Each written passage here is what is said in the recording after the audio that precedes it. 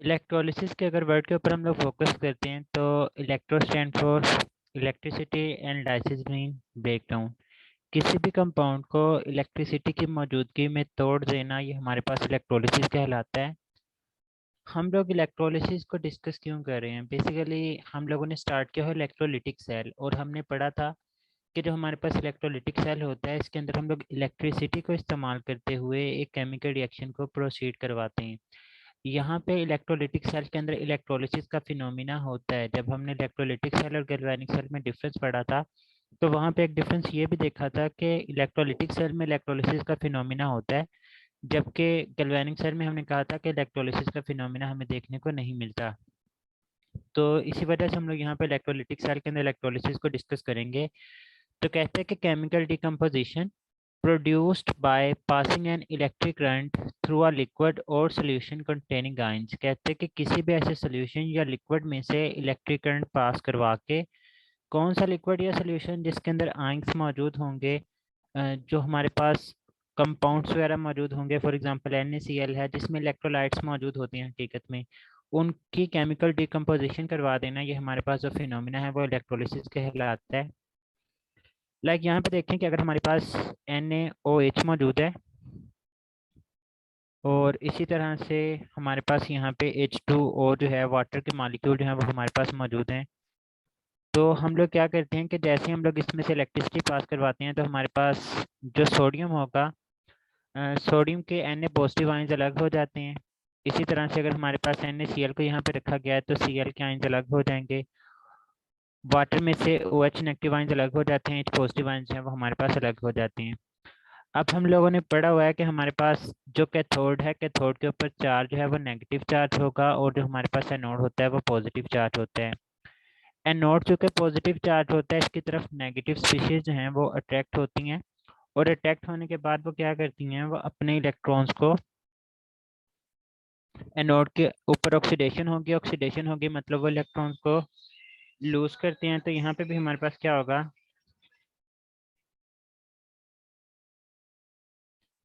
कि यहाँ पे हमारे पास इलेक्ट्रॉन्स लूज होते हैं। लाइक यहाँ पे देखें कि ऑक्सीडेशन हो रही है। जब ऑक्सीडेशन होगी तो कल हमने देखा था कि transfer of electron is from anode to cathode, तो एनोड से इलेक्ट्रॉन्स निकल के हमारे पास कैथोड की तरफ ट्रेवल करके जाते हैं। यहाँ पे भी आप लोग देखें कि आपको इलेक्ट्रॉन की डायरेक्शन नीचे की तरफ से हो रही है, मीन से क्या कैथोड के ऊपर जो भी पॉजिटिव स्पीशीज आती हैं वो पॉजिटिव स्पीशीज क्या करती हैं, एनोड की तरफ से आने वाले इलेक्ट्रॉन्स को गेन करके रिड्यूस हो जाती हैं। तो इस तरह से हमारे पास जो है ये पूरे का पूरा फिनोमिना हो रहा होता है, जिसके अंदर हमारे पास कोई भी अगर आपके पास कंपाउंड है जिसको हम लोगों ने सोल्यूशन के अंदर रखा हुआ है, उसमें से इलेक्ट्रिसिटी को पास करवा के हम लोग उसके आयंस बनाते हैं, फिर आयंस बनने के बाद रिस्पेक्टिव आयंस अपने अपने इलेक्ट्रोड्स की तरफ चले जाते हैं। जो पॉजिटिव आयन होगा वो कैथोड की तरफ जाएगा, रिडक्शन कर लेगा। जो नेगेटिव आयन होगा वो एनोड की तरफ जाएगा और ऑक्सीडेशन कर लेगा। Is it clear? Yes sir. अच्छा, अब नेक्स्ट हमारे पास टॉपिक आता है इलेक्ट्रोलिसिस प्रोडक्ट। हमारी बुक में दो तरह से इलेक्ट्रोलिसिस गिवन है, एक हमारे पास है मोल्टन और फ्यूज्ड, और एक हमारे पास है एक्वस सॉल्यूशन। कहते हैं कि हमारे पास लेट्स सपोज कि मैंने NaCl को क्या कर लिया, मैंने इसको फ्यूज किया या मैंने इसको पिघलाया, मोल्टन किया, तो आपके पास दो आयंस बनेंगे, एक Na पॉजिटिव बनेगा और एक आपके पास Cl नेगेटिव बनेगा। कंफर्म बात है कि Na पॉजिटिव कैटाइन है, ये इसके ऊपर पॉजिटिव चार्ज है, तो ये नेगेटिव इलेक्ट्रोड मीन टू से कैथोड की तरफ जाएगा और इसकी हो जाएगी रिडक्शन। इसी तरह से Cl नेगेटिव है, इसके ऊपर नेगेटिव चार्ज है, तो ये पॉजिटिव इलेक्ट्रोड मीन टू से ये हमारे पास एनोड के ऊपर जाएगा और एनोड के ऊपर जाके इसकी हो जाती है ऑक्सीडेशन। तो कहते हैं जब भी आपके पास मोल्टन या फिर फ्यूज्ड इलेक्ट्रोलाइट मौजूद होगा तो प्रोडक्ट कैन बी प्रिडिक्टेड। आप लोग आसानी के साथ प्रोडक्ट को प्रिडिक्ट कर सकते हैं कि ये चीज़ कैथोड की तरफ जाएगी, ये चीज़ एनोड की तरफ जाएगी। क्यों हम लोग प्रिडिक्ट कर सकते हैं? क्योंकि हमारे पास सिर्फ और सिर्फ एक ही कैटाइन बनता है और एक ही हमारे पास जो है वो एनाइन इस केस में बन रहा होता है। लेकिन दूसरी तरफ हमारे पास होता है एक्वस सॉल्यूशन। एक्वस सॉल्यूशन से मुराद ऐसा सॉल्यूशन जिसके अंदर हमारे पास वाटर भी मौजूद होगा और साथ जो आप लोग इलेक्ट्रोलाइट ऐड कर रहे होते हैं, लेट्स सपोज कि मैंने यहाँ पे भी क्या ऐड किया है, मैंने NaCl को जो है वो ऐड किया है।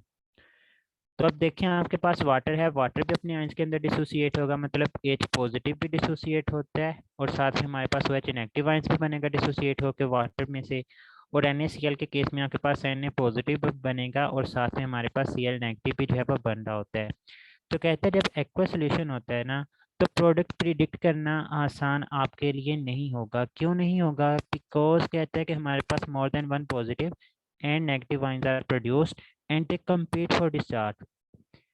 कैथोड या फिर एनोड के ऊपर एक ही कैटाइन या एनाइन जा सकता है। अगर आपके पास दो या दो से ज्यादा कैटाइंस और एनाइंस प्रोड्यूस हो रहे हैं, तो ऐसा नहीं होगा कि दोनों के दोनों कैटाइन जो है वो हमारे पास कैथोड के ऊपर जाके जो है वो रिडक्शन कर लें, या दोनों के दोनों एनाइन जो है वो एनोड की तरफ जाके जो है वो ऑक्सीडेशन कर लें।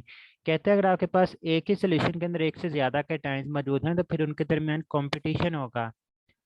जिसका ज़्यादा रिडक्शन पोटेंशियल होगा, जिसकी ज़्यादा सलाहियत होगी, जिसकी ज़्यादा चाहत होगी रिड्यूस होने की, वही जाके वहाँ पे रिड्यूस होता है। कहते हैं कि कौन सी चीज़ जाके रिड्यूस या ऑक्सीडाइज होगी, it depend upon the relative ability to discharge. अब ये डिपेंड करता है कि आपके पास जो दो कैटाइंस बने हैं उनमें से किस कैटाइन की ज़्यादा चाहत है कि वो जाके रिड्यूस हो, और जो आपके पास एनाइंस बने हैं उसमें से कौन सा एनाइन जो है वो हमारे पास पहले जाके वहाँ पे ऑक्सीडाइज होने की सलाहियत रखता है। तो एक्वा सोल्यूशन मोर्टन और फ्यूज तो सिंपल सी बात होती है, ये हम लोग इजीली प्रिडिक्ट कर सकते हैं। लेकिन एक्वा सोल्यूशन में थोड़ा सा मसला आता है, लेकिन इंशाल्लाह मैं नेक्स्ट आप लोगों को 4 से 5 पॉइंट्स बताऊंगा। वो जानने के बाद आप लोगों को इंशाल्लाह उसमें भी कोई मसला नहीं रहेगा। यहाँ तक कोई इशू है तो बताएं, अदरवाइज हम लोग आगे चलते हैं। क्लियर है। अब नेक्स्ट है हमारे पास इलेक्ट्रोलिसिस ऑफ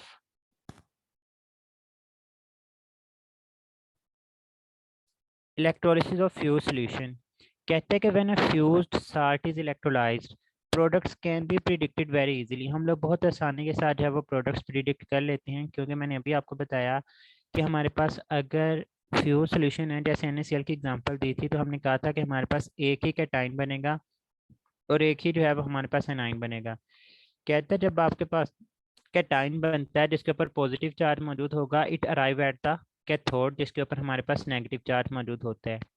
कैटाइन कैथोड के ऊपर जाएगा, supplies electron to the cathode, discharge the cation. अच्छा, यहाँ से आएगा कि ये गलती है थोड़ी सी। कैटाइन जो है वो कैथोड के ऊपर जाते हैं, वहाँ पे सप्लाई नहीं करते इलेक्ट्रॉन्स को, वहाँ से क्या करते हैं, गेन करते हैं इलेक्ट्रॉन्स।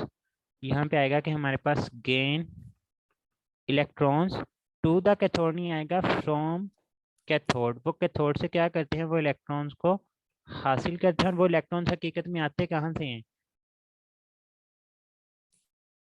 सोल्यूशन से। सोल्यूशन से नहीं इलेक्ट्रॉन्स आते, सोल्यूशन एनोड से। Anode anode. से आते हैं। एनोड से निकल कर कैथोड की तरफ आते हैं।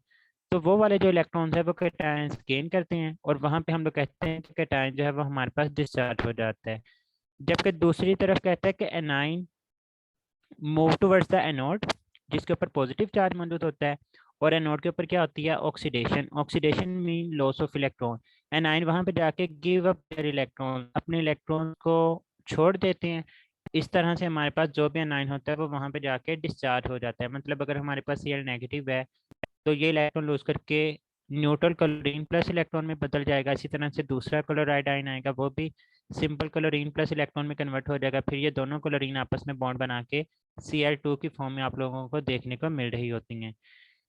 तो यहाँ पे देखें कि हमारे पास मोल्टेन NaCl मौजूद है। एक पॉजिटिव आयन बना, एक नेगेटिव आयन बना। जो पॉजिटिव आयन है वो कैथोड की तरफ ट्रेवल कर गया, और जो नेगेटिव आयन है वो हमारे पास एनोड की तरफ चला गया। बच्चे देखें यहाँ पे भी आप लोगों को फ्लो ऑफ इलेक्ट्रॉन देखने को मिल रहा है कि एनोड की तरफ से इलेक्ट्रॉन इलेक्ट्रॉन की एरो की डायरेक्शन देखें, एनोड से इलेक्ट्रॉन्स निकलते हैं और वो कैथोड की तरफ ट्रेवल करके जाते हैं। तो पहले आपके पास Cl नेगेटिव जो है वो हमारे पास एनोड के ऊपर जाके अपनी ऑक्सीडेशन करवाता है, लॉस ऑफ इलेक्ट्रॉन करवाता है। ये इलेक्ट्रॉन कैथोड की तरफ जाते हैं, वहाँ पे Na पॉजिटिव इन इलेक्ट्रॉन को गेन करके न्यूट्रल सोडियम के फॉर्म में जो है वो हमारे पास डिसोसिएट हो जाता है। ये सिंपल सी बात होती है हमारे पास फ्यूज्ड सॉल्यूशन के केस में। Is it clear? Yes sir. Yes. अब नेक्स्ट है हमारे पास एक इलेक्ट्रोलिसिस मिनट ऑफ। स्लाइड दिखाइएगा। जी जी देख लें।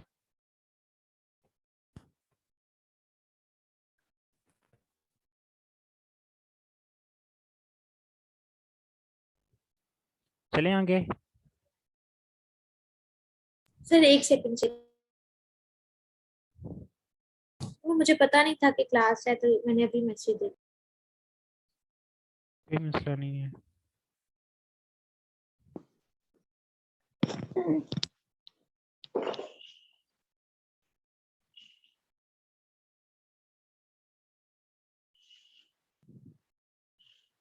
जी सर कर लिया। अच्छा, अब नेक्स्ट है हमारे पास इलेक्ट्रोलिसिस ऑफ एक्वा सॉल्यूशन। कहते हैं कि जब आप लोग एक्वा सॉल्यूशन की बात करते हैं ना, तो यहाँ पे ये सारे का सारा केस जो है वो कहते हैं ऐसे चाहे सिंपल नहीं होता, जैसा कि आप लोगों ने अभी पीछे फ्यूज हार्ट के केस में देखा था। रीज़न क्या है? कहते हैं कि reason is redox reaction of water takes place. चूंकि एक्वा सोल्यूशन है, एक्वा सोल्यूशन नाम से ही जाहिर है कि हमारे पास यहाँ पे वाटर भी मौजूद होगा, तो कहते हैं यहाँ पे वाटर का भी रिडॉक्स रिएक्शन होता है। मतलब आपके पास एक ऑक्सीडाइज प्रोडक्ट भी बनती है और एक रिड्यूस प्रोडक्ट भी बनती है, along with the redox reaction of the dissolve salt. कि अगर आपने कोई साल्ट डिजोल्व किया है, जैसे अभी मैंने आपको पीछे एग्जांपल दी थी कि अगर वाटर में आप लोगों ने NaCl को ऐड किया है, तो हमारे पास वाटर के भी आयंस बनेंगे H पॉजिटिव और OH नेगेटिव, और इसी तरह से हमारे पास NaCl के भी आयंस बनेंगे पॉजिटिव और नेगेटिव आयन जो है वो हमारे पास बन रहे होते हैं। तो कहते हैं product is not precisely predicted. फिर हमारे लिए कहता है कि प्रोडक्ट फ्यूज साल्ट की तरह प्रिडिक्ट करना पॉसिबल नहीं होता। इसकी एग्जांपल उसने KNO3 दी हुई है। अब यहाँ पे देखें कि अगर आपने KNO3 को वाटर के अंदर डिसोसिएट किया है, तो कहता है कि KNO3 क्या करेगा, ये भी पॉजिटिव और नेगेटिव आयंस के अंदर डिसोसिएट हो जाता है, और इसी तरह से हमारे पास जो वाटर मौजूद होगा ये भी हमारे पास हाइड्रोनियम आयन और हाइड्रोक्सिल आयंस के अंदर जो है वो डिसोसिएट हो जाता है। तो अब आपके पास सोल्यूशन के अंदर दो पॉजिटिव आयंस मौजूद हैं और दो हमारे पास जो है वो नेगेटिव आयंस मौजूद हैं। अब इन दोनों पॉजिटिव आयन में से कौन कैथोड के ऊपर जाएगा और दोनों नेगेटिव आयन में से कौन एनोड की तरफ जाएगा, इसको हम लोग नेक्स्ट स्लाइड के ऊपर जानते हैं। यहाँ तक कोई इशू है तो मुझे बताएं। क्लियर। अब बच्चे, ये जो चीज़ें हैं ना, ये सिर्फ एक कॉन्सेप्ट बिल्ड करने के लिए हैं, लेकिन एमडी कैट के अंदर आपको किस चीज़ से वास्ता पड़ेगा, आप लोगों ने डायरेक्ट जो है वो प्रोडक्ट प्रिडिक्ट करनी होती है। मैं इंशाल्लाह आपको 4 से 5 पॉइंट ऐसे बताऊंगा कि आप लोग इजीली प्रोडक्ट प्रिडिक्ट करने के काबिल होंगे। लेकिन पहले इसको थोड़ा सा कॉन्सेप्चुअली समझते हैं कि हमारे पास हकीकत में यहाँ पे हो क्या रहा है। अब हमारे पास KNO3 भी सोल्यूशन के अंदर मौजूद है और साथ ही साथ हमारे पास वाटर भी जो है वो सोल्यूशन के अंदर मौजूद है।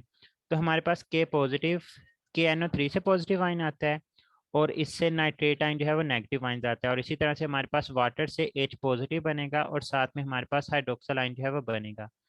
अब कहता है कि what could be reduced at the cathode. Cathode के ऊपर कौन सी चीज़ है वो रिड्यूस हो सकती है और कौन सी चीज़ है वो हमारे पास एनोड के ऊपर जाके ऑक्सीडाइज हो सकती है। इसी चीज़ को हम लोगों ने यहाँ पे डिसाइड करना है।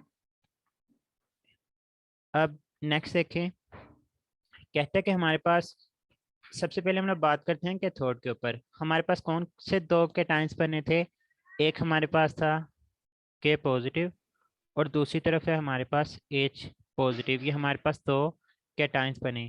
कहता है कि K positive from KNO3 no discharge at cathode. ये कैथोड के ऊपर डिस्चार्ज नहीं होगा। इसका मतलब कौन सी चीज़ जाकर डिस्चार्ज होगी, हमारे पास H पॉजिटिव जो है वो जाकर डिस्चार्ज होती है।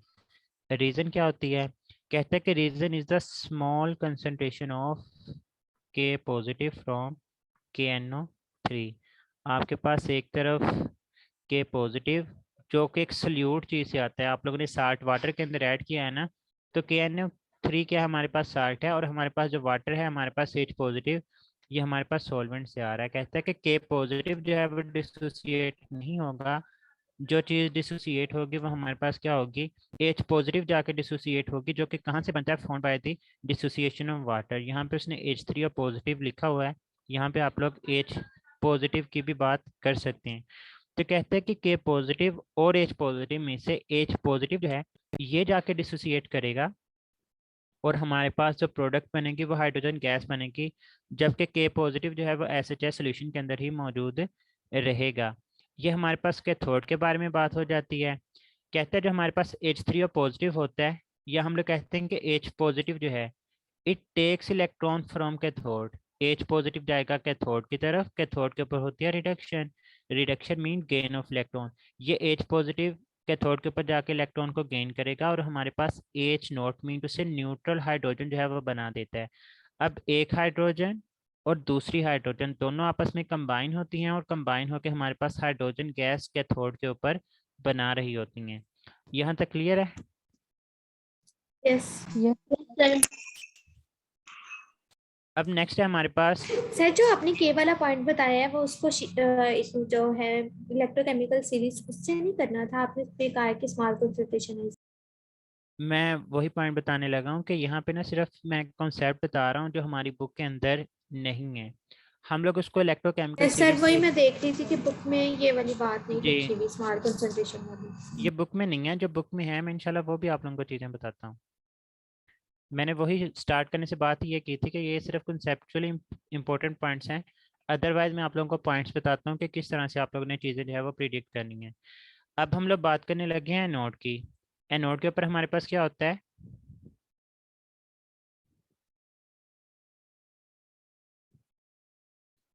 एनोड के ऊपर हमारे पास होगी Oxidation. ऑक्सीडेशन। और ऑक्सीडेशन हमेशा हमारे पास ऐसी चीज़ की ऑक्सीडेशन है, लॉस ऑफ इलेक्ट्रॉन। उसी चीज़ की ऑक्सीडेशन होती है जिसके पास इजाफी इलेक्ट्रॉन हो, और इजाफी इलेक्ट्रॉन नेगेटिव स्पीशी के पास ही होती हैं। तो एनाइन जो है वो हमारे पास एनोड की तरफ आती हैं। तो कहते हैं आपके पास दो एनाइन मौजूद हैं, एक के एनओ थ्री से आने वाला NO3 नेगेटिव, और दूसरा वाटर से आने वाला आपके पास हाइड्रोक्सिल आयन। कहता है both of these have the tendency to move towards anode. जाता क्या है? कहता है कि oxidation of hydroxyl ion is easier than oxidation of nitrate ion. तो हाइड्रोक्सिल आयन जो होगा वो डिस्चार्ज होगा, जाएगा हमारे पास एनोड की तरफ। और जब ये एनोड की तरफ जाता है तो हमारे पास क्या होता है कि हमारे पास ऑक्सीजन गैस प्रोड्यूस होती है, और साथ में हमारे पास वाटर का मॉलिक्यूल जो है वो हमें प्रोड्यूस होता है, वहाँ पे दिखाई दे रहा होता है।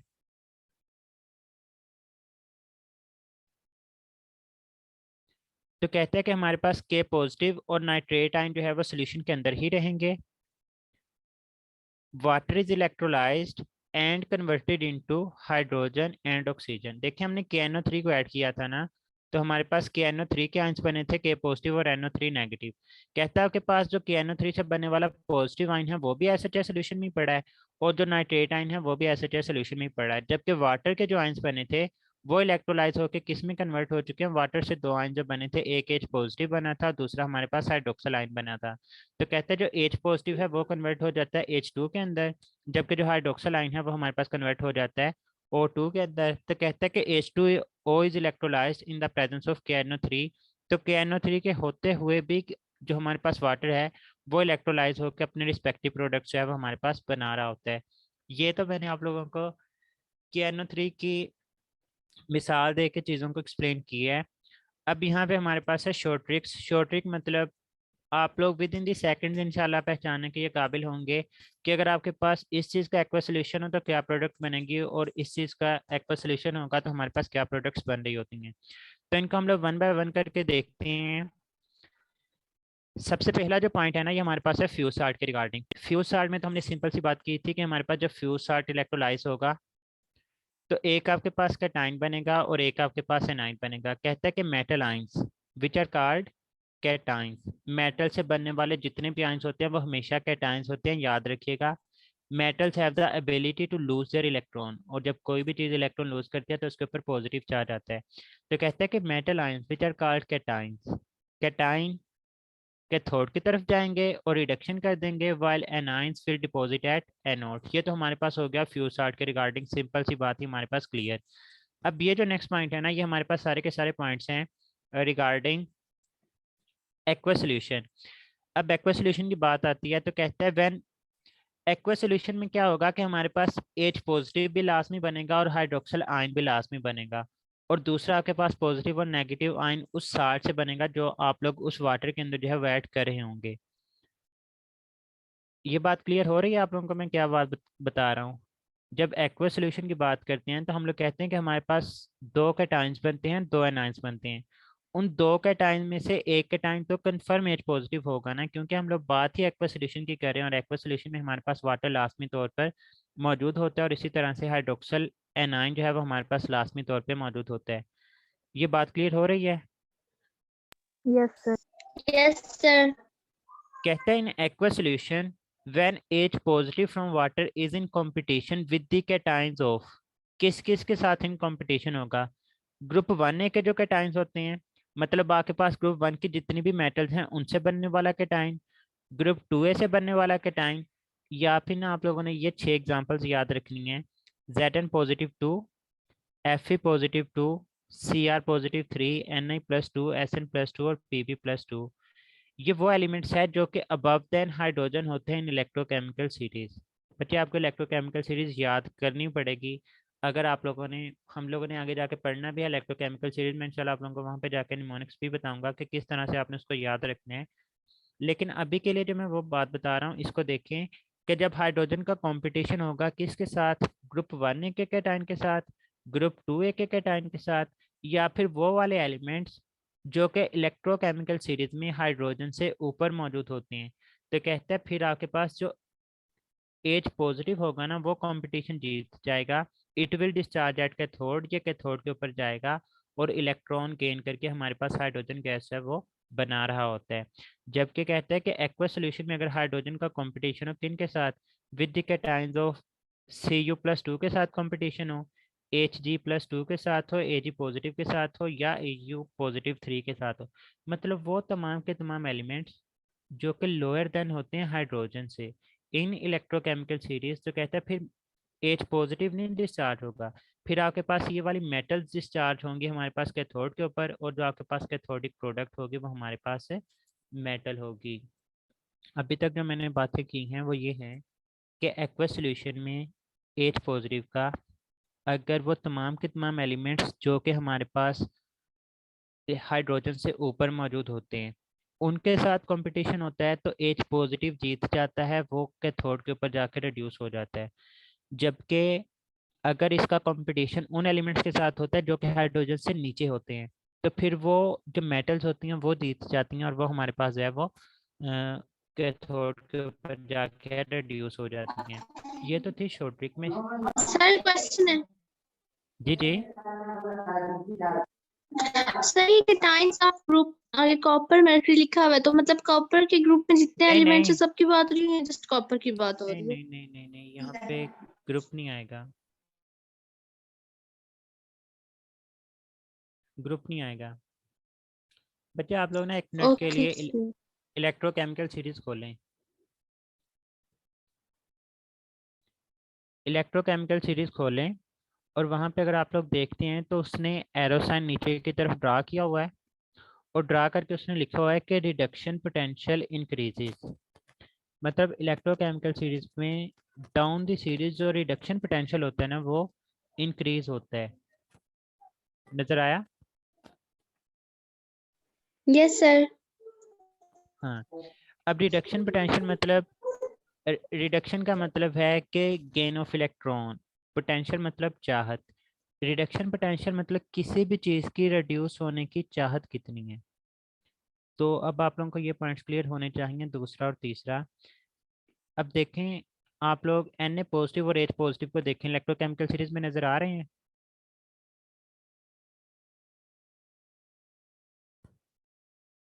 Na yes positive, sir. मुझे ये बताएं Na पॉजिटिव ऊपर है या नीचे या H पॉजिटिव से? ऊपर। ऊपर। ऊपर है। ऊपर। Na पॉजिटिव है ऊपर और H पॉजिटिव नीचे। इसका मतलब H पॉजिटिव का रिडक्शन पोटेंशियल ज्यादा है या कम है? ज्यादा। ज्यादा। H, जी H पॉजिटिव का रिडक्शन पोटेंशियल ज़्यादा है, मतलब ये चाहता है कि भाई मैं खुद जाके रिड्यूस हूँ। तो इसका मतलब कि H पॉजिटिव यहाँ पे कंपटीशन जीत जाएगा और ये जाएगा कैथोड के ऊपर और वहाँ पे जाके रिड्यूस हो जाएगा। लेकिन अगर आप H पॉजिटिव और Cu+2 के साथ, मतलब किसी भी मेटल के साथ जो कि हाइड्रोजन से नीचे मौजूद है उसके साथ कंपेरिजन करते हैं, तो फिर जो नीचे वाली मेटल होगी उसका रिडक्शन पोटेंशियल ज़्यादा होगा, वो फिर हाइड्रोजन को जीतने नहीं देगा, वो कहेगा भाई मैं खुद चला जाता हूँ, वो खुद जाएगा कैथोड के ऊपर और वहाँ पे जाके रिड्यूस होगा, और हमारे पास जो कैथोड के ऊपर प्रोडक्ट बनेगी वो हमारे पास मेटल ही बन रही होती है। Is it clear? Yes, sir. Yes sir. ये हमारे पास हो गया एक्वस सॉल्यूशन के केस में एच पॉजिटिव के रिगार्डिंग जो बातें हम लोगों ने याद रखनी थी।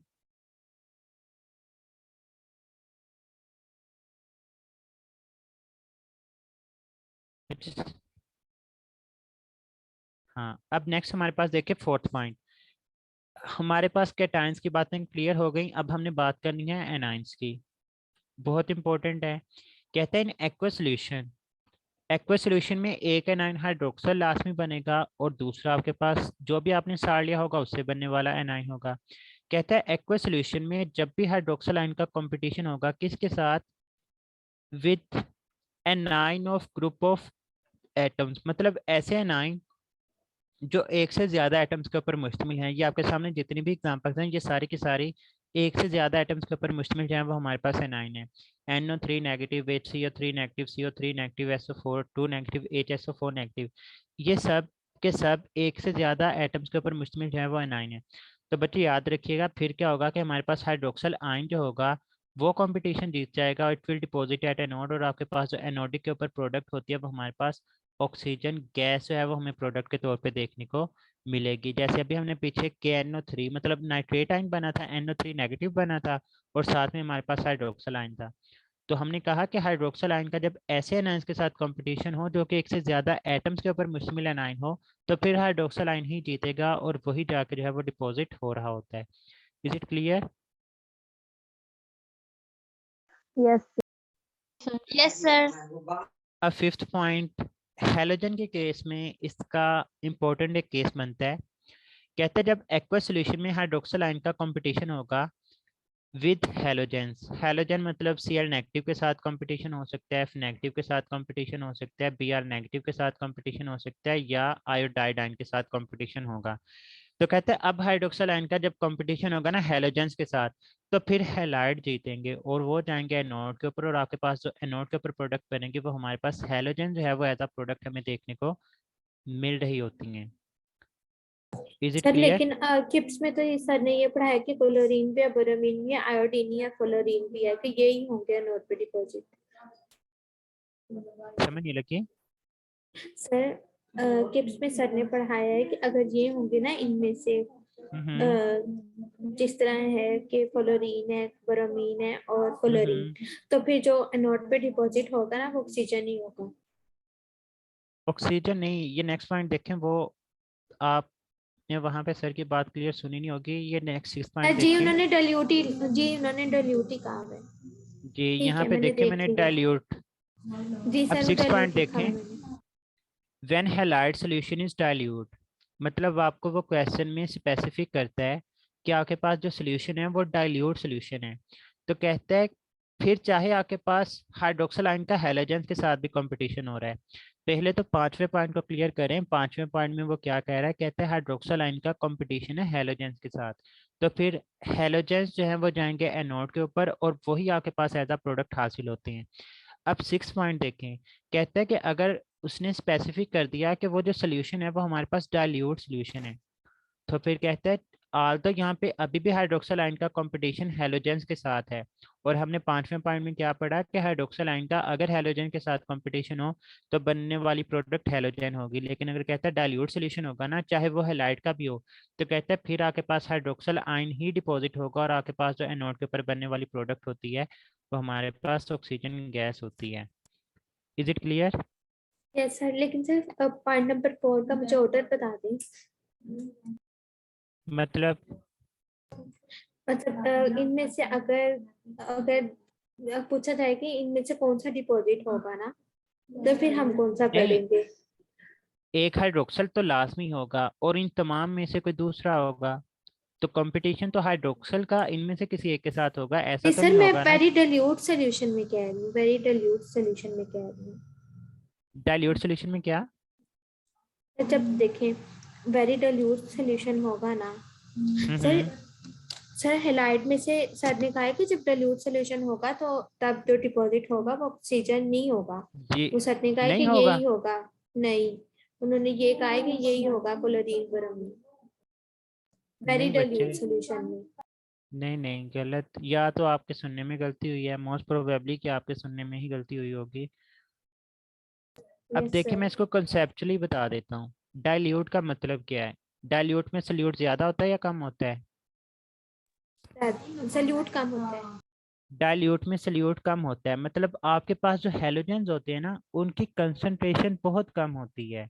जब उनकी कंसंट्रेशन बहुत कम होगी, पहले आप लोग पांचवें पॉइंट्स को देखें। हमने कहा कि हाइड्रोक्सल आयन का जब हम लोगों ने हैलोजेंस के साथ कंपटीशन करवाना है तो क्यों हैलाइड ही क्यों जाते हैं एनोड के ऊपर? बिकॉज बच्चे जो हमारे पास हैलोजेंस हैं ये बहुत ज़्यादा इलेक्ट्रोनेगेटिव एलिमेंट्स हैं।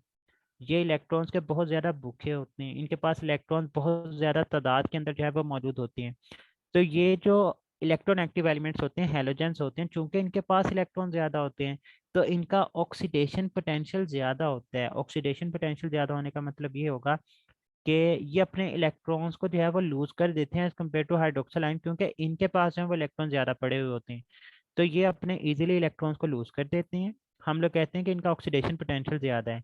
लेकिन जब सोल्यूशन वेरी डाइल्यूट होगा तो वेरी डाइल्यूट के केस में क्या होता है कि आल तो अभी भी आपके पास हैलोजेंस मौजूद हैं जिनका ऑक्सीडेशन पोटेंशियल ज़्यादा है, लेकिन जब बहुत डाइल्यूट सोल्यूशन होगा तो फिर पोटेंशियल के मुकाबले में जो चीज़ डोमिनेट कर जाती है वो हमारे पास होती है कंसंट्रेशन। अब आपके पास डाइल्यूट सोल्यूशन है, मतलब सोल्यूट बहुत कम है, और दूसरी तरफ हाइड्रोक्सल आयन बहुत ज़्यादा होंगे। तो हाइड्रोक्सल आयन बहुत ज़्यादा होने की वजह से क्या होता है कि हमारे पास हाइड्रोक्सल आयन जो है वो चले जाते हैं नोड की तरफ, और हमारे पास जो प्रोडक्ट है वो हमारे पास ऑक्सीजन गैस बन जाती है। Yes halide sir. के केस हैलाइड के केस में सर दो लेकिन आप बातें मुझे हैं। ये थोड़ा इसका काइंडली ऑर्डर क्लियर कर दें कि किसकी एबिलिटी ज्यादा है इनमें, नाइट्रेट में से, बाइकार्बोनेट में से, कार्बोनेट, सल्फेट और बाइसल्फेट में से किसकी एबिलिटी ज्यादा है डिस्चार्ज होने की अनोड पे ऑक्सीजन बच्चा, के बिना। आप इनमें से किस तरह एबिलिटी का डिस्कस करें? मतलब आप मुझे ये बताना कि क्वेश्चन किस तरह से पूछा जाएगा आपको। पहले मैं बता देता हूँ कि क्वेश्चन किस तरह से पूछा जाएगा। एक्वस सॉल्यूशन है, तो एक्वस सॉल्यूशन में हाइड्रोक्सल आयन तो लाजमी मौजूद होगा। जब हाइड्रोक्सल आयन मौजूद है तो फिर इसका मतलब इन तमाम में से कोई ना कोई एक ही जो है वो हमारे पास एनाइन मौजूद होगा।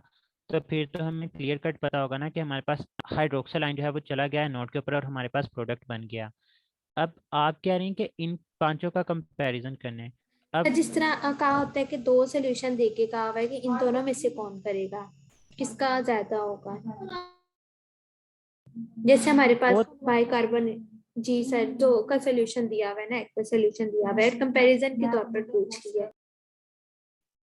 बच्चे, एक चीज़ तो ये है कि इस तरह का क्वेश्चन मैंने आज तक, मतलब मुझे तीसरा साल है पढ़ाते हुए, मैंने कैसा क्वेश्चन नहीं देखा। और दूसरी बात ये कि मुझे इस चीज़ का ना नहीं है आइडिया कि इनका जो है वो ट्रेंड क्या है। मतलब इनका अगर आपस में कंपैरिजन करें तो किसकी ज़्यादा सलाहियत है और किसकी कम है, मैं आपको देख के बता सकता हूँ, लेकिन ओके अभी तक सर। मैंने आपसे पहली दफ़ा सुना है। अकेडमी में किसी ने बताया वैसे?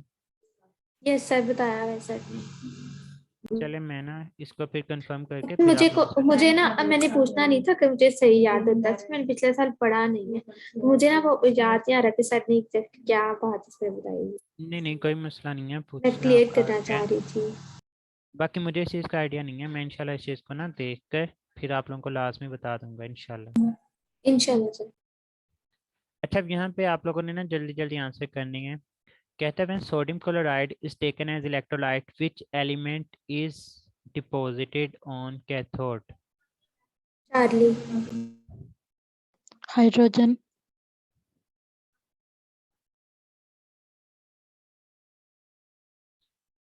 कसम ना तुसी कुट खानी मेरे को, मैं दसी जानी है। अल्लाह के बंदो स्टेटमेंट तो पढ़ लो। सर ये तो सॉलिड स्टेट में है। तो सॉलिड स्टेट में होती नहीं है। पॉइंट पढ़ा नहीं था हम लोगों ने इलेक्ट्रोलिसिस का? जब इलेक्ट्रोलिटिक सेल की सर वो मेरे ख्याल में, से आपने लेक्चर के शुरू में बताया, वो पॉइंट आप जरा रिपीट कर दें काइंडली। ये मैंने कल के लेक्चर में डिफरेंस पढ़ाया था बिटवीन इलेक्ट्रोलिटिक सेल और गैल्वेनिक सेल। मैंने वहाँ पे बात क्लियर की थी कि जो इलेक्ट्रोलिटिक सेल में जो भी हमारे पास आयंस बनते हैं वो मोल्टन, फ्यूज्ड या एक्वा स्टेट में ही बनते हैं। अगर आपके पास कोई साल्ट सॉलिड फॉर्म रिकॉर्डिंग में मिल पड़ा, जाएगी कल वाले लेक्चर की? जी मिल जाएगी सर, हमसे कांटेक्ट कीजिएगा। Okay sir. तो तो यहाँ पे मैं हमारे पास सोडियम, वो ले लूंगी, कल मैं एब्सेंट थी, मैं उनसे ले लेक्चर रिकॉर्डिंग हाँ ले लूंगी। वो लाजमी सुने। ठीक है सर। पिछली बातों से अगली बातें काफी ज्यादा कोरिलेट कर रही होती हैं। अब इस बात का आंसर क्या होगा इस क्वेश्चन का? डेल्टा। डेल्टा। नो यहाँ आयन। पे हमारे आयंस ही नहीं जो है वो प्रोड्यूस होंगे। अब flow of electron in electrolytic cell, alpha. मैं अल्फा। फिर कोट एनोड बताना, टू कैथोड। क्वेश्चन का आंसर बताएं। Sir beta. Beta option. Sir इस आपने स्टेटमेंट्स इस तरह लिखी होती हैं। तो बीटा। मकसद ही ये है ना कि आप लोग पढ़ें पूरा क्वेश्चन। हाल तो एमडी कैड में ऐसी चीज़ें नहीं आती, लेकिन आप लोग एटलीस्ट मेरे क्वेश्चन देखने के बाद इस काबिल हो जाएंगे कि आप लोग पूरी स्टेटमेंट पढ़े बगैर आंसर नहीं करेंगे उस चीज़ का। Yes sir. तो flow of electron in electrolytic cell, बच्चे क्या करते हैं, पढ़ा हुआ क्या नोट से कैथोड है, नोट से कैथोड, फौरी तौर पे नोड कैथोड की तरफ चले जाते हैं। पूरी स्टेटमेंट पढ़ लें कि flow of electron in electrolytic cell is towards, किसकी तरफ होती है, कैथोड की तरफ, फ्रॉम एनोड। तो हमारे पास यहाँ पे जो राइट ऑप्शन है वो बीटा होगा। Is it clear? Yes sir. Next देखें, कहता है कि cathodic reaction in electrolysis of dilute H2SO4 with platinum electrode is, reduction होगी, ऑक्सीडेशन होगी, दोनों हो सकती हैं या नन ऑफ दीज?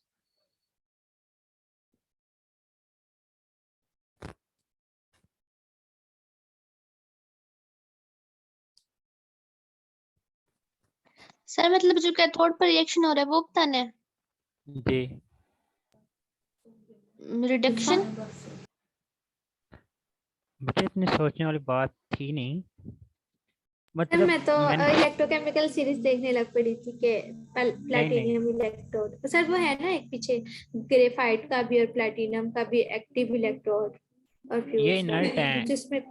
जी। ये इनर्ट है, जी। वो उसमें मैं कंफ्यूजन हो रही थी मुझे, और ये आप क्योंकि लोगों की उनमें तो फिर एक्सरसाइज। दोनों, यस जी सर जी। उनमें तो फिर दोनों हो रही होती है ना, इनर्ट है या चाहे फ्यूज जो भी है।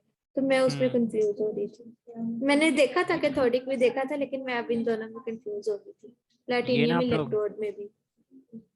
जी ये आप लोगों की एक्सरसाइज का पहला ही एमसीक्यूज है कि cathodic reaction in the electrolysis of dilute H2SO4 with platinum electrode is. तो बच्चे इलेक्ट्रोलिसिस हो रही है मतलब इलेक्ट्रोलिटिक सेल है, और इलेक्ट्रोलिटिक सेल में कैथोड के ऊपर होने वाला जो रिएक्शन होता है वो हमारे पास रिडक्शन होता है।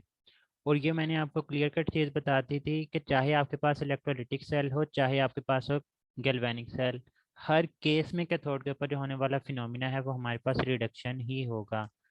Is it clear? Yes sir. Next second कहते हैं कि when dilute NaCl saline is electrolyzed, which ion is discharged on cathode?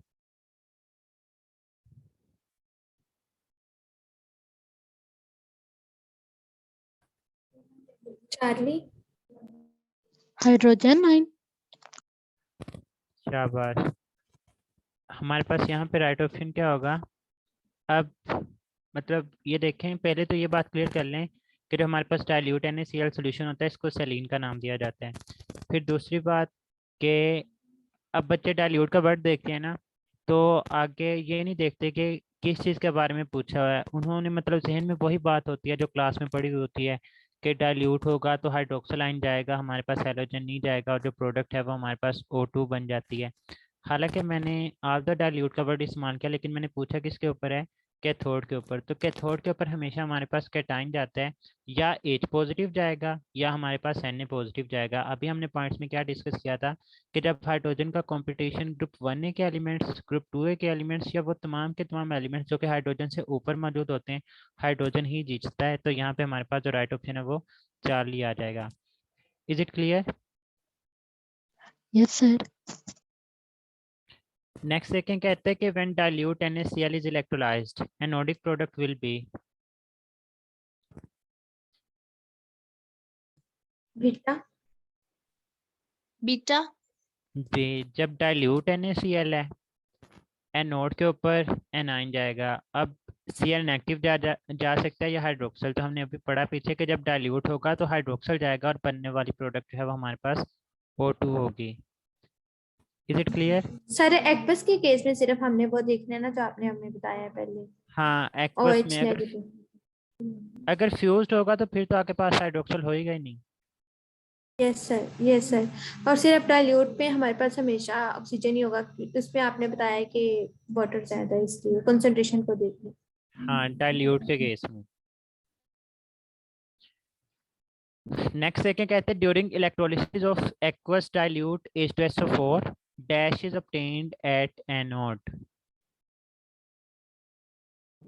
Oxygen. तो एनोड के ऊपर हमारे पास एनाइन जाएगा या हाइड्रोक्सल आयन या फिर हमारे पास सल्फेट आयन। अब sulphate ion group of atoms के ऊपर मुश्तमिल है, तो हाइड्रोक्सल आयन जो है वो हमारे पास जीतता है और हमारे पास जो प्रोडक्ट होगा वो O2 आ जाएगा। Is it clear?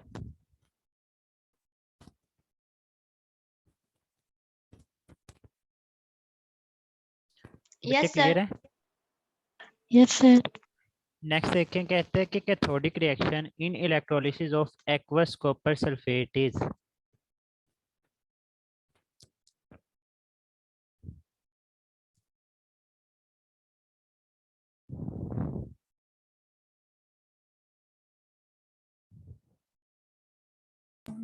Delta. Delta. जी, कैथोडिक रिएक्शन मतलब ऑक्सीडेशन होगी या रिडक्शन? रिडक्शन। रिडक्शन का मतलब गेन ऑफ इलेक्ट्रॉन या loss of electron? Gain. Gain of gain electron. Of electron. तो अल्फा भी निकल गया, लॉस ऑफ इलेक्ट्रॉन हो रहा है, बीटा भी निकल गया, लॉस ऑफ इलेक्ट्रॉन हो रहा है।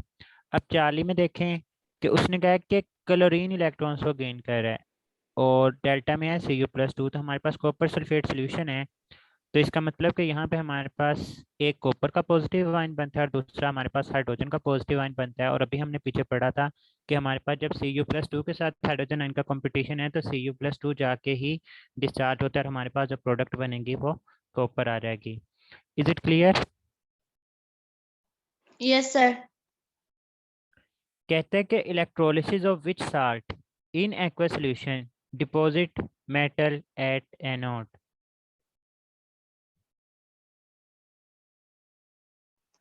बीटा।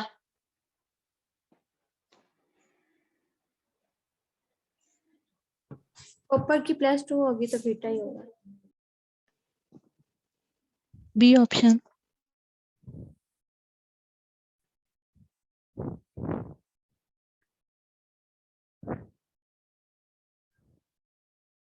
अपने ना आप ही एक एक ला लो तो सही। मेटल कहाँ पे डिपॉजिट होती है? कैथोड पे। कैथोड पे सर। क्या पूछा गया क्वेश्चन में?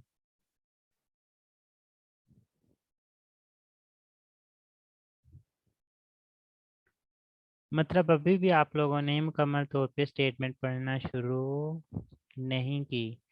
तो पहली बात तो ये है कि हमारे पास एनोड के ऊपर डिपॉजिट होती नहीं है। क्वेश्चन की स्टेटमेंट गलत थी। अगर आप लोग हाजिर दिमाग होते तो आप लोग बताते कि सर यहाँ पे हमारे पास एनोड नहीं आना, कैथोड आना है। लेकिन अगर कैथोड होता तो आप लोगों का आंसर ठीक है कि हमारे पास यहाँ पे कॉपर क्लोराइड आना चाहिए। सर इसके ऑप्शन में नन ऑफ दिस नहीं था ना, तो फिर नंबर मिल जाएंगे। एम ही मिल जाएंगे।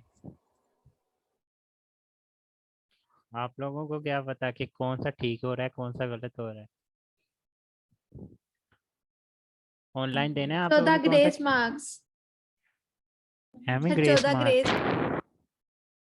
ओ, एम ही उन्होंने ड्रामेबाजी की थी। खैर नेक्स्ट बताएं, कहता है कि electrolysis of aqueous KCl dash will discharge at anode.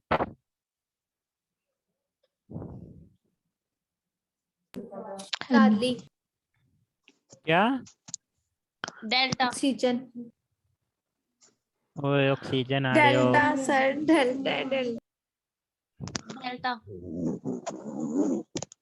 उसमें जो है ये एनोड पे हमारे पास एनाइन जाता है और एनाइन। अब हमारे पास एक Cl नेगेटिव है, दूसरा हाइड्रोक्सिल है, तो Cl हैलोजन ही जीतता है। जब हमारे पास हैलाइड ना हो, सिंपल सॉल्यूशन लिखा हुआ हो, तो यहाँ पे हमारे पास जो राइट ऑप्शन है वो डेल्टा आ जाएगा। Is it clear?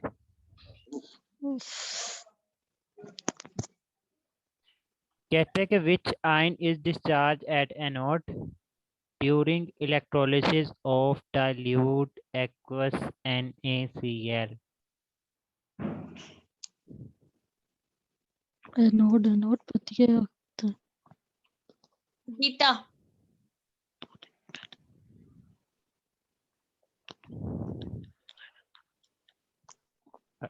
अगर किसी और ने बीटा कहा ना,